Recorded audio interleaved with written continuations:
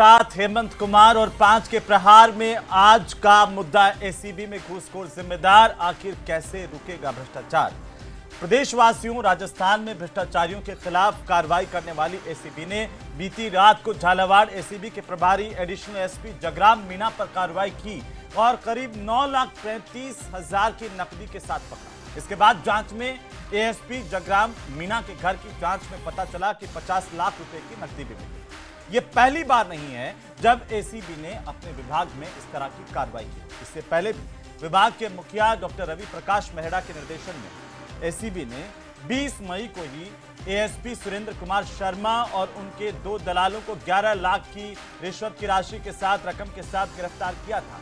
इन दोनों कार्रवाइयों में एसीबी में फैले भ्रष्टाचार का बड़ा खुलासा हुआ है।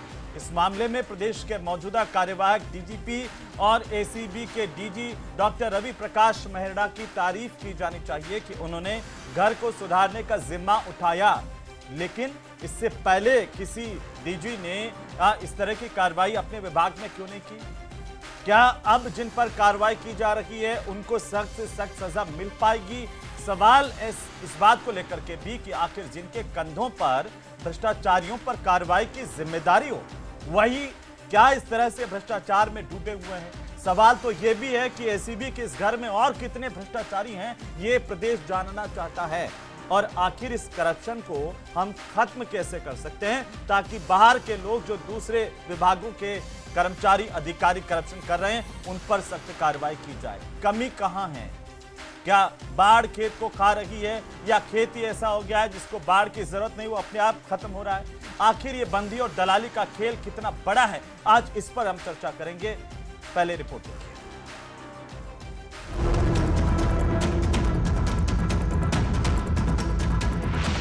करप्शन के खिलाफ एसीबी की बड़ी कार्रवाई।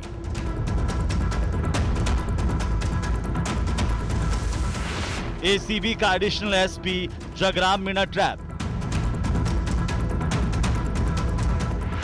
9,50,000 की रकम मासिक बंदी के होने का शक।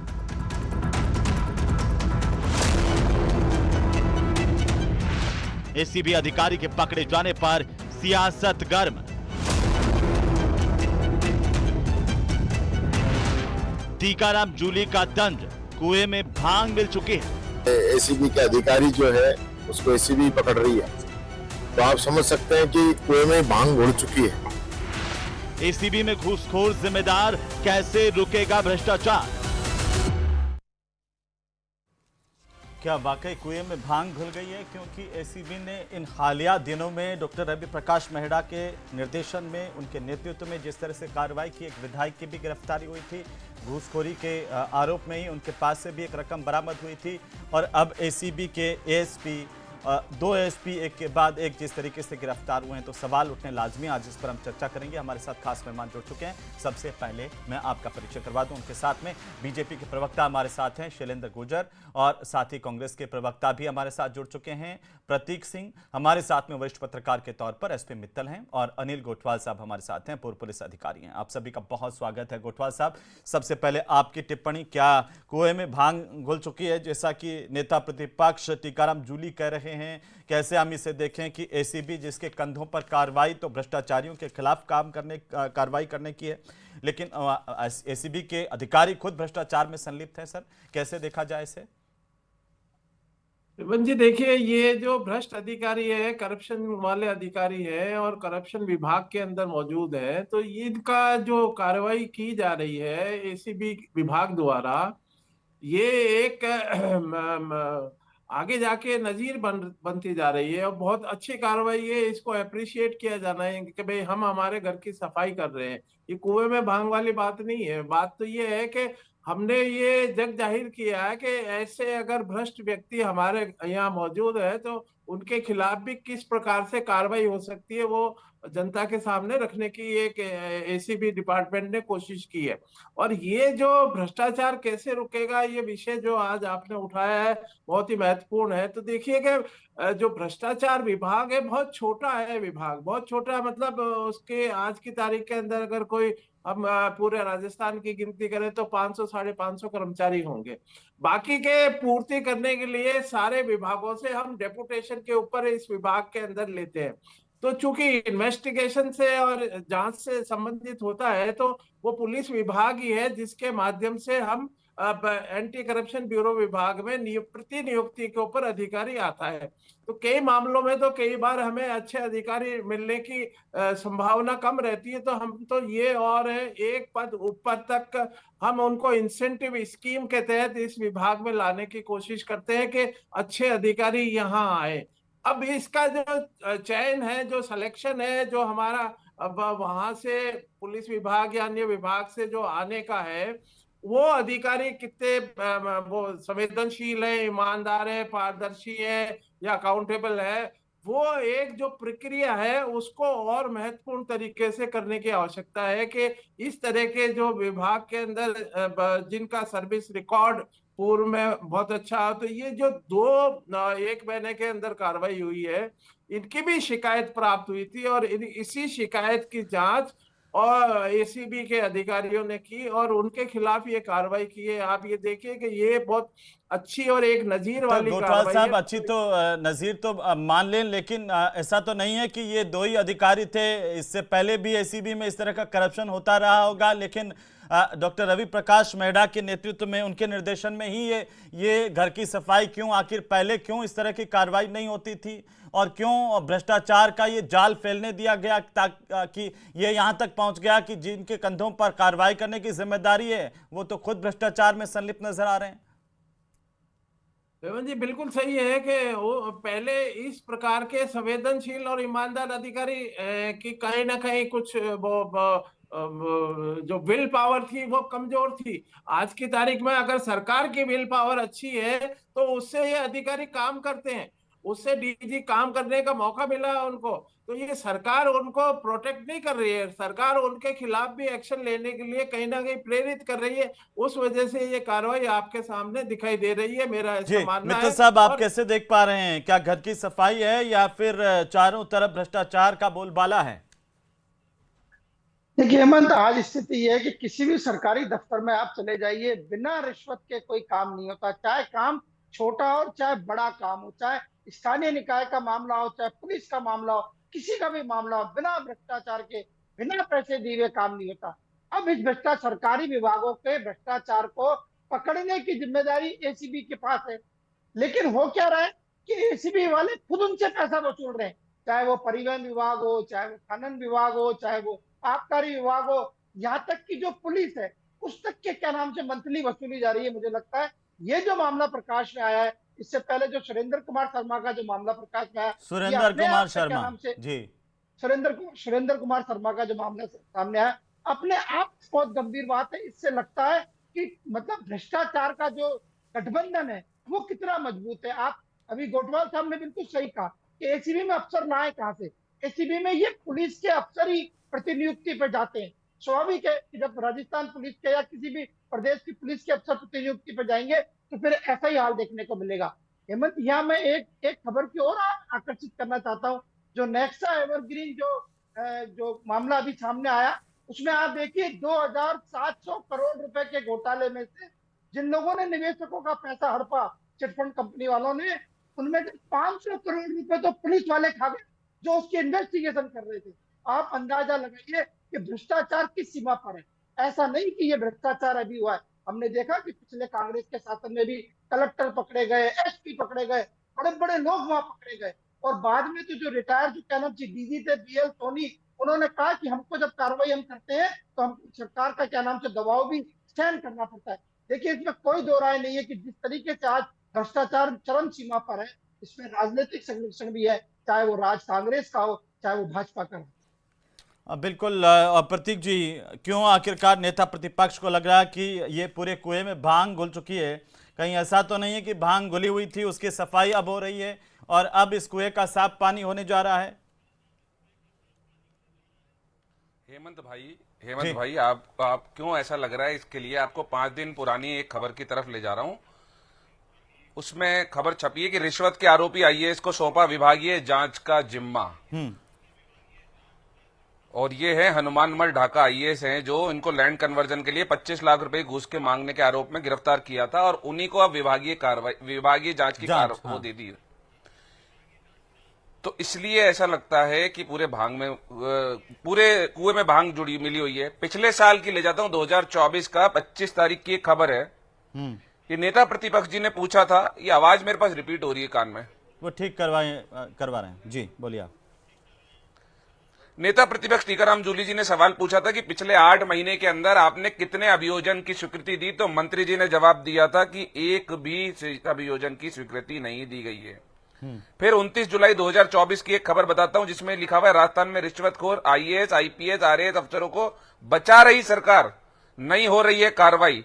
और इन्हीं के जो विधायक है जोधपुर शहर से भाजपा के विधायक हैं अतुल भंसाली, उन्होंने सवाल लगाया था और उस सवाल पे सरकार ने सदन में जवाब दिया था कि 18 आईएएस आईपीएस की ये लिस्ट है जिसके खिलाफ सरकार अभी भी अभियोजन की स्वीकृति नहीं दे रही है।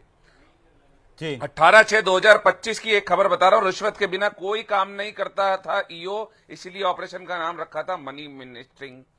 उसके बाद में 22/6/2025 की 81 लाख रुपए के रीएजेंट का टेंडर एसपीपीपी पर नहीं डाला और जेम पोर्टल पे डाल दिया, फर्मों का पता ही नहीं चला, 81 लाख रुपए का घोटाला कर दिया गया। फिर 18/6/2025 5 महीने पहले ही पकड़ में आ गई थी खाद बनाने में गड़बड़ी, विभाग ने कार्रवाई क्यों नहीं की? ये जो अभी किरोड़ी लाल मीणा जी जो इधर उधर घूम रहे हैं छापे मारते हुए, तो 5 महीने पहले ही पता लग गया था विभाग को तो, लेकिन फिर भी कोई कार्रवाई की नहीं गई। इसीलिए नहीं की गई कि भ्रष्टाचार इस सरकार में चरम पर एक गठजोड़ बन चुका है। चाहे से आपने देखा था कि अविनाश गहलोत जी कैसे कह रहे थे कि आप जो अवैध बजरी खनन हो रहा है इसको आप मत पकड़िए, उनको बड़ी परेशानी होती है। और सारी जो खबरें हैं विभागीय कार्रवाई कोई नहीं हो रहा, अभियोजन की स्वीकृति नहीं दी जा रही, और उन्हीं को लोगों को विभागीय कार्रवाई का या विभागीय जांच का जिम्मा दिया जाता है, जिनके ऊपर खुद घूस का इल्जाम है। तो मुझे लग रहा है एक खबर मेरी भी संज्ञान में ले लीजिए। निर्मला मीणा आपको याद होंगी, आरएस थी तब 2017 में उनके खिलाफ मामला दर्ज किया गया था 2000 गेहूं घोटाले को लेकर के, आरएस थी तब। एसीबी ने आरोप साबित माने, 2018 में चालान पेश किया। आपकी 5 साल की सरकार रही और निर्मला मीणा आईएएस की नौकरी करके रिटायर भी हो गई। अब जाकर के इस सरकार में अभियोजन की स्वीकृति मिली है और अब केस चलेगा। 5 साल सोते रहे। चलिए अब आपको बताता हूं, मैं उसकी भी बात पे आ जाता हूं। आईएएस आईपीएस की जो खिलाफ अभियोजन की स्वीकृति है वो केंद्र सरकार देती है, राज्य सरकार नहीं देती। पहले तो मैं आपको ये बता दूं, आरएस थी तब, हमने केंद्र सरकार को बार-बार आरएस थी भेजा, आईएएस प्रमोशन बाद में हुआ। नहीं, जब केस दर्ज हुआ तब आरएएस थी, पहले उनका नहीं। हाँ नहीं, बिल्कुल आपकी बात सही है। वो उस टाइम और 2018 में चालान पेश कर दिया था, प्रमोट होकर के वो आईएएस हो गई थी। हाँ, बाद में हुई जब आपने 5 साल तक कुछ नहीं पहले वो आईएएस चाहते तो आप रोक सकते थे ऐसे अधिकारी को। आईएएस हेमंत भाई हमारी सरकार आने से पहले वो आईएएस प्रमोट हो गई थी, और एज पर दी नॉर्म्स आईएएस के खिलाफ अभियोजन की जो स्वीकृति है वो केंद्र सरकार देती है, जो केंद्र सरकार ने अभी तक भी नहीं दी। ठीक है, अभी आप मैं नाम नहीं लेना चाह रहा था, लेकिन फिर भी चलिए मैं नाम लेता हूं। अखिल अरोड़ा जी के खिलाफ जब 2023 के अंदर जब चुनाव आचार संहिता लग गई थी, उसके बाद में एसीबी ने वहां पे विभागीय कार्रवाई के लिए आदेश मांगा था, लेकिन वो आज तक विभागीय जांच के आदेश या फिर अभियोजन स्वीकृति आज तक नहीं मिली है, और अभी भी वो टॉप मोस्ट अपनी पोस्ट पर कायम है। और ऐसे 18 लोगों के नाम सरकार ने सदन में बताए हैं कि जिनके खिलाफ अभियोजन की स्वीकृति सरकार ने नहीं दी। अच्छा, पुष्कर मित्तल और पिंकी मीणा भी याद है आपको? भी अब तो डबल इंजन की सरकार है आप वाली सरकार में, वो भी याद है? मुझे सब कुछ याद है, मुझे उस पर भी थोड़ा सा मैं चाहता हूं नजर इनायत कीजिए। मैं पूछ रहा हूं कि और एक ऐसा ही डबल एक्सक्यूज बनाइए और कहिए कि हमारी सरकार में हम नहीं दे सकते थे, दे दीजिए। हम सब यही तो कर रहे हैं। मैंने तो कोई एक्सक्यूज बनाया ही नहीं। जब आईएएस के बोलिए ना, आईएएस के अभियोजन की स्वीकृति बोलिए, उसमें क्यों नहीं हुई? पिंकी मीणा मामले में क्या हुआ? बोलिए, आपसे पुष्कर मित्तल मामले में क्या हुआ? पूछ रहा हूं। नहीं, मैं बहुत सारे केस ऐसे हो सकते हैं, लेकिन हमारी सरकार के समय पे अधिकतर मामलों के अंदर अभियोजन की स्वीकृति दे दी थी आईएएस आईपीएस को छोड़ करके, क्योंकि आईएएस और आईपीएस की हम नहीं दे सकते। अब तो डबल इंजन की सरकार है ना। मोदी जी यहाँ बोल करके गए थे बांदीकुई के एसडीएम पिंकी मीणा आईएएस थोड़ी थी, भ्रष्टाचार में नंबर 1 बना देंगे। ये तो नहीं बोला था। दौसा के एसडीएम पुष्कर नहीं, वो मित्तल आपकी मैंने बात मान ली। IAS नहीं थे। मैंने ये तो बोला नहीं कि मैंने ये तो बोला नहीं कि 100% दे दी थी, जी। लेकिन अधिकतर मामलों में हमने अभियोजन स्वीकृति दे दी थी। मैं ये कह रहा हूं, अब तो डबल इंजन की सरकार है ना, आप कब तक पुरानी सरकार के सवालों को पूछ करके बचते रहेंगे? अब तो डबल इंजन की सरकार है।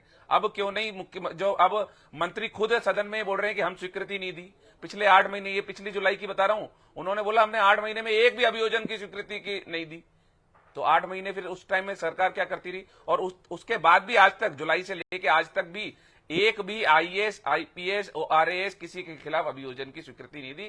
केंद्र सरकार ने 3-4 लोगों के खिलाफ दी थी, लेकिन उसके खिलाफ आगे कार्रवाई नहीं हो रही, क्योंकि 5 दिन की मैंने पहले की खबर आपको बताई है कि जिसके खिलाफ रिश्वत का मामला है उसी को विभागीय जांच सौंप दी। तो किस तरीके से भ्रष्टाचार के खिलाफ कार्रवाई होगी वो तो शैलेंद्र भाई ज्यादा अच्छे से बता पाएंगे। लेकिन मोदी जी बोल के गए थे राजस्थान को नंबर 1 बनाना है, तो मुझे लगा भ्रष्टाचार में राजस्थान को नंबर 1 बना दिया गया। शैलेंद्र जी जवाब दीजिए।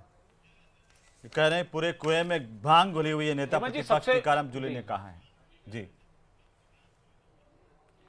देखिए, इस कुएं को साफ करने का काम माननीय भजनलाल सरकार कर रही है, और इनकी जो 5 साल की कांग्रेस पार्टी की गहलोत सरकार रही है, और वर्ष 2023 में इनको आंकड़ा दे देता हूं, ये पढ़ के आएंगे नहीं और यहां आके उलूल जुलूल बातें करेंगे।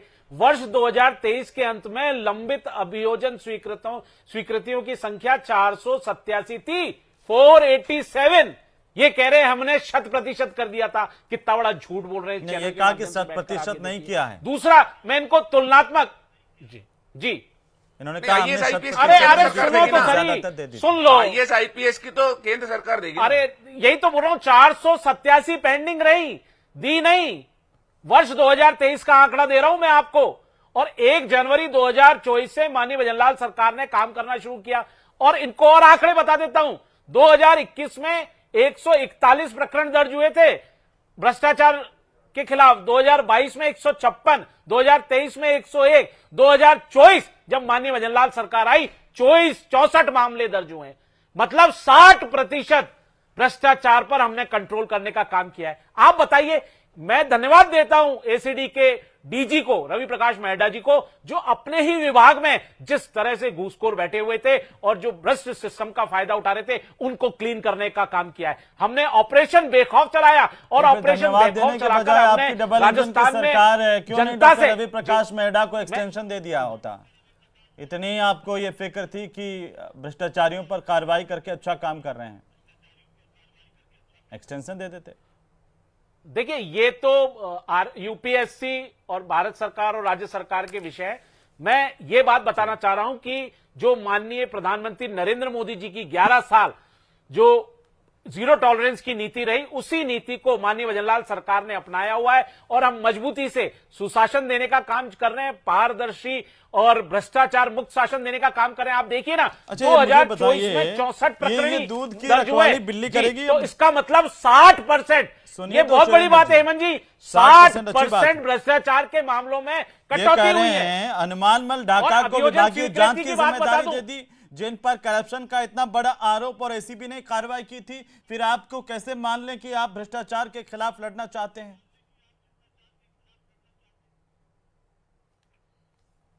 देखिए, विभागीय जांच एक अलग विषय होता है, और उन पे जांच चल रही है। हनुमानमल ढाका जी पे जांच चल रही है। विभागीय जांच का विषय है, वो सिर्फ प्रोसीडिंग्स तक ही उनका सीमित है। और मैं आपको बताता हूं, जो 5 साल कांग्रेस पार्टी के शासनकाल में भ्रष्टाचार बन गए तो भूल जाते हैं। डीजीपी अच्छा एक बात बताइए, रिटायर्ड हो गए थे इनके, उन्होंने क्या कहा था? जी मैं एक बात बता ज्वाइन कर लिया उन्होंने। अरे कर ली, लेकिन डीजीपी आपके समय में थे। क्या नाम था? नाम भी बता दो। बीएल सोनी जी। बीएल सोनी जी ने कहा था कि भ्रष्टाचार महीने की वसूली नहीं होती, हफ्ते की वसूली होती है। जी ये क्या कह रहे हैं? मैं कह रहा हूं, जिन पर जल जीवन मिशन में भारी भ्रष्टाचार के आरोप थे, जिन अधिकारियों पर आपके हो सकता है कि राजनीति के पसंदीदा रहे हो, उनको प्रमोशन मिला कि नहीं मिला? नहीं, निश्चित तौर पर आपकी बात कहीं ना कहीं सही है, लेकिन आपने देखा जो कार्रवाई की गई वो अधिकारी इंजीनियर्स के खिलाफ कार्रवाई की गई, कईयों को सस्पेंड किया गया, कईयों के खिलाफ जांच लंबित है, डिसिप्लिनरी एक्शन भी लिए जा रहे हैं और उसी तरह मुकदमे भी दर्ज हैं। और आपने देखा होगा किस तरह से भ्रष्टाचार में पहली बार मंत्री को अरेस्ट करके जेल भेजने का काम किया गया। तो माननीय भजनलाल सरकार ने किया। और आपको मैं बताता हूं, अभियोजन स्वीकृति, ये झूठ बोल रहे हैं चैनल पे बैठ के माध्यम से, सितंबर अक्टूबर में हमने 12 अधिकारियों की अभियोजन स्वीकृति दी।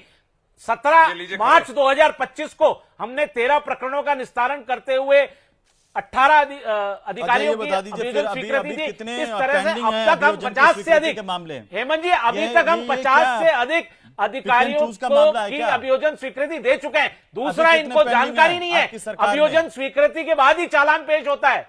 जी, अभी कितने पेंडिंग है? निश्चित तौर पर पेंडेंसी है और इसको माननीय भजनलाल सरकार बहुत गंभीरता से ले रही है और आने वाले आप समय में देखेंगे हम धीरे धीरे इस पेंडेंसी को कम करेंगे। जिस हिसाब से हमने 50 से अधिक अधिकारियों के खिलाफ अभियोजन स्वीकृति दी है, चालान पेश हुआ है, पेंडेंसी जो बची है उसको भी हम आने वाले समय में जल्दी ही पूरा करेंगे। और जो केंद्र सरकार के पास भी जो अभियोजन स्वीकृति पेंडिंग है वो कांग्रेस के समय के 16 से 18 आईएएस आईपीएस अफसरों की स्वीकृति पेंडिंग है। उस पर भी माननीय भजनलाल सरकार ने लेटर लिखा है, डिपार्टमेंट ने लेटर लिखे है और सरकार गंभीर है। और निश्चित तौर पर आप देखिए जो भ्रष्टाचार राजस्थान में पनप चुका था पिछले 5 साल में, हम उस पर कंट्रोल करने में कामयाब हुए हैं, हम उस पर लगाम लगाने में कामयाब हुए हैं। हमने जनता के बीच जाकर उनको जागरूक किया है, उनको हेल्पलाइन नंबर जो 1064 दे रखा है उस पे कहा है आप शिकायत दर्ज कराइए, तुरंत एक्शन होगा। और किस तरह से आप देखेंगे, इसीलिए 2024 में 64 मामले ही भ्रष्टाचार के दर्ज हो पाए थे। और आप आने वाले समय में देखेंगे निश्चित तौर पर भ्रष्टाचार पर लगाम लगेगी और जो कुएं में भांगल हुई थी उसको साफ करने का काम माननीय भजनलाल सरकार कर रही है। एसीडी ने अपने ही 2 अधिकारी को अरेस्ट करने का काम किया है। एक साधुवाद, धन्यवाद। अरे क्या चुप कराएंगे, ये भ्रष्टाचारी पार्टी सोनिया गांधी, राहुल गांधी, रॉबर्ट वाड्रा भ्रष्टाचार के आरोपों में जेल से बेल पर है। ये क्या कांग्रेस पार्टी का चरित्र भ्रष्टाचार का रहा है, ये ना बताएं भ्रष्टाचार के बारे में। ठीक है गुजर साहब, ठीक है। देखिए इन्होंने किस तरीके की कार्रवाई की और किस तरीके से अभियोजन स्वीकृति की दी, ये तो मैंने 5 दिन पुरानी खबर थी बता दिया कि हनुमानमल ढाका को विभागीय जांच का जिम्मा दे दिया। तो किस तरीके की अभियोजन स्वीकृति दे रहे हैं ये तो ये पता लग गया। उसमें दूसरी बात, अभी राहुल गांधी जी सोनिया गांधी जी की बात कर रहे थे, तो मैं आपको बता दूं कि देश का जो गृह मंत्री है वो भी कभी तड़ी पार रहा है। तो आप ये मत बोलिए कि कौन बेल पे था कौन जेल पे था। भ्रष्टाचार तड़ी पार थे कि नहीं थे? राजस्थान की बात कीजिए ना जी, राजस्थान पर आइए ना। राजस्थान में ऐसा क्यों हो रहा है? ये आपके राज्य में भी आपने जिस जिसको पसंदीदा था उनको बचा लिया, जो लगा कि हाँ भाई ये तो दूसरे के फेवर का है उसके खिलाफ जारी कर दी। भाई ये कैसा चेहरा है भ्रष्टाचार के खिलाफ लड़ने का, समझ नहीं आता आप लोगों का।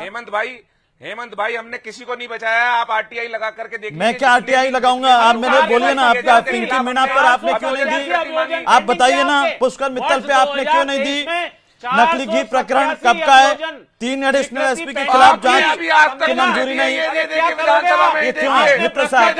ऐसे लड़ने से काम नहीं चलेगा मित्र साहब। ये चेहरे जैसे ही नजर आते हैं राजनीति के। देखिए हेमंत, अभी किसी को इन्होंने बचा लिया, किसी को उन्होंने बचा लिया। बताइए हेमंत, अभी दोनों लोगों ने बताया कि साहब जो अभियोजन की स्वीकृति है उनके सरकारों के अंदर क्या हाल रहे। मैं इससे आगे बढ़ के एक बात और बता रहा हूँ, जिन मामलों में अदालत में चालान पेश हो गया, अभियोजन स्वीकृति के बाद अदालत में चालान पेश हो गया, उनमें से सजा कितने को मिली? आप देखिए, एक आईपीएस अफसर थे जिन पर यह आरोप था कि वो थानों से वसूली करते, वो अदालत से बरी हो गए। मुद्दा ये भ्रष्टाचार के मामले में कोई भी गंभीर नहीं है और इसीलिए एक का नाम से आज सरकारी दफ्तरों में भ्रष्टाचार व्याप्त है। अभियोजन कैसे गंभीर होंगे जब सारी सेवाओं के तो पेपर चोर करके उसमें नौकरी लगवा दिए लोगों को? कैसे कौन गंभीर होंगे? सबके चेहरे एक जैसे नजर आते हैं। गोठवाल साहब, राजनीतिक आधार पर क्या भ्रष्टाचार देख करके कार्रवाई होती है? और ये कब मिटेगी, कैसे मिटेगी, हम इसे खत्म कैसे कर पाए सर, ये तो बता दीजिए। हेमंत जी, ये बहुत अच्छा प्रश्न है। हमेशा यही आता है कि इसको भ्रष्टाचार को कैसे रोका जाए। तो रोकने के कई तरीके हैं। सिर्फ अकेली एसीबी के जिम्मेदार उसी के कंधों पे हम अगर डाल देंगे कि एसीबी रोकेगी और बाकी तो हम बैठे बैठे देखते रहेंगे। जिस विभाग का व्यक्ति, जिस विभाग का सरकारी कर्मचारी गिरफ्तार होता है, तो क्या उसके विभागाध्यक्ष, उसके सुपीरियर, उसके जो सीनियर अधिकारी है वो जिम्मेदार नहीं है? क्या उनके खिलाफ भी कार्रवाई इस प्रकार की डिसिप्लिनरी एक्शन में होनी चाहिए? क्या उनको भी सस्पेंशन के लिए कि भाई आपके विभाग का अधिकारी कैसे करप्ट हुआ, कैसे पकड़ा जा रहा है? लेकिन इसलिए एक बात और जाते जाते बता जाइए गोटवाल साहब की अभियोजन की स्वीकृति कितना बड़ा जिन है, ये भूत है जिससे हर कोई डर रहा है। 10-10 साल 15-15 साल तक नहीं मिलती। ये क्या कोई इतना बड़ा प्रोसीजर है क्या कि जिसके लिए सालों लग जाएं? नहीं, कतई प्रोसीजर नहीं है। ये तो 10 मिनट का एक इंटरव्यू है जिसके अंदर वो पूछते हैं विभागाध्यक्ष कि भाई आपके इनके खिलाफ क्या सबूत है, तो ऑलरेडी फाइल के ऊपर मौजूद होते हैं। अब वो विल पावर है, और यहाँ आपका जो प्रश्न है वो पॉलिटिकल विल पावर के ऊपर निर्भर करता है। ये ही एक खेल है जिसके अंदर भ्रष्टाचार को एक समय मिल जाता है, उसको कानून के तहत कई चीजें जो जो उसको प्रोटेक्ट करती है वो चीजें कड़ियां कई मिल जाती है, तो उसका वो प्रभाव काम में ले लेता है, और वो कानूनी प्रक्रिया और विभागीय जो जो जो उलझन है इसके अंदर ये केस लंबित हो जाता है। चलिए, इस बात को राजनीति समझेगी और उम्मीद करते हैं। बहुत शुक्रिया, आप इस चर्चा में शामिल हुए और पूरे प्रदेश की जनता देखती है कि कब कब कहाँ कैसे कैसे भ्रष्टाचारियों पर कार्रवाई होती है और उनको कैसे कैसे बचाने के लिए पूरा सिस्टम लग जाता है। ये भी आप प्रदेश की जनता के सामने हैं और फैसला भी आप ही करेंगे कि आखिर हो क्या रहा है।